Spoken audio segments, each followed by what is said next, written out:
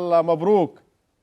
كابتن حازم الحمد لله مبروك طبعا الفوز ربنا يخليك. والمكسب وايضا مواصله الصداره. معاك كابتن حسن عبد الرب وكابتن حازم امام، يباركوك على هذا الفوز. طبعا براحه طبعا كابتن حازم امام كابتن مصر، وبقول له كل سنه وحضرتك طيب. طيب يا فتح الله مبروك. وكابتن حسني طبعا بقول له ترجع لنا بالسلامه ان شاء الله. ان شاء الله. مبروك يا فتح الله على الماتش النهارده، هايل ما شاء كابتن الله. حازم ربنا يخليك يا كابتن. الف وجدد بقى، خلص. ان شاء الله يا كابتن. ان شاء الله. خلصت ولا لسه؟ فين؟ محمود فتح الله وقعت ولا لسه؟ لا يعني- الموضوع بالنسبه لك يعني مش محتاج، مش لازم امضي على عقود عشان ابقى خلصت. انا يعني انا بلعب نادي كبير طبعا، ما كنتش احلم في يوم من الايام ان انا العب نادي الزمالك، والحمد لله بلعب له دلوقتي ولحد ما بلعب بسيط الحمد لله وماشي بصوره كويسه. فانا مش شايف سبب ان انا امشي يعني، فان شاء الله قاعدين في الزمالك وطبعا بنتشرف ان احنا نلعب في الزمالك. ان شاء الله. كابتن محمود، المباراه ربما المصري كان فعلا فريق محترم جدا في ادائه، كان قريب كثيرا في الشوط الاول من شباك عبد الواحد السيد. اصعب اللحظات المباراه التي كانت خطره على نادي الزمالك. انا عايز اقول ان الماتش صعب. احنا من اول ما خلصنا ماتش الاسماعيلي وعارفين ان ماتش المصري هيبقى ماتش تقيل. فرقه محترمه السنه دي متعادله مع الاهلي هنا في استاد القاهره، كسبانه الاسماعيلي 2. من اول الدوري مستواها ثابت والنتائج كويسه، عندها تقريبا 16 نقط، فليهم شكل معاهم طبعا جهاز فني على اعلى مستوى، لعيبه كويسه جدا. يعني اغلبهم ما بيخافوش خلاص، ما فيش حاجه اسمها بلعب قدام الزمالك او الاهلي بخاف والعب ودافع وما فيش الكلام ده.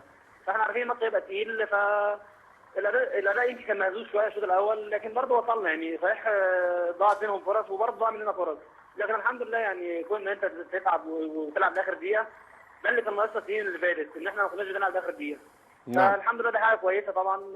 بتلعب لاخر دقيقه وتجيب جون، ده بيثبت ان احنا في روح السنه جديده وقدامنا هدف، وان شاء الله ربنا يكرمنا ونحافظ على الوضع اللي احنا وصلنا له ان شاء الله. نعم كابتن محمود، اكيد فوز الاسماعيلي وخساره الاهلي اكيد كان نوع من الحافز الكبير لتحقق الفوز، حافز شابه حذر شديد من قبلكم يعني.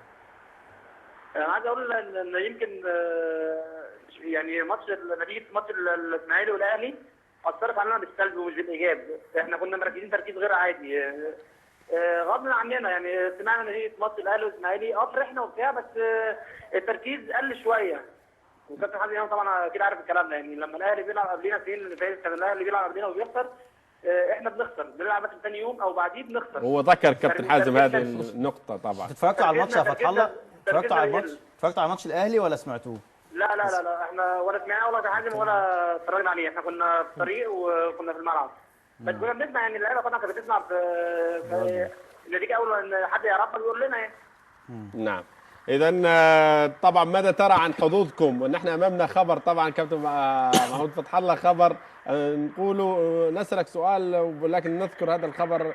البدري يبلغ هادي خشبة استقالته الشفهية، بلغه بذلك، وايضا اجتماع لجنة الكرة غدا حول هذا الموضوع. هذا الخبر، وقيل ايضا ان حسام البدري قال للاعبين انني ساقدم باستقالتي من الجهاز الفني. كابتن محمود، ماذا عن حظوظ الزمالك للمحافظة على الصدارة؟ لأن أكيد العبء كبير والحمل ثقيل الذي سيكون للاعبين في القادم من المباريات من أجل المنافسة لإسعاد جماهير القلعة البيضاء.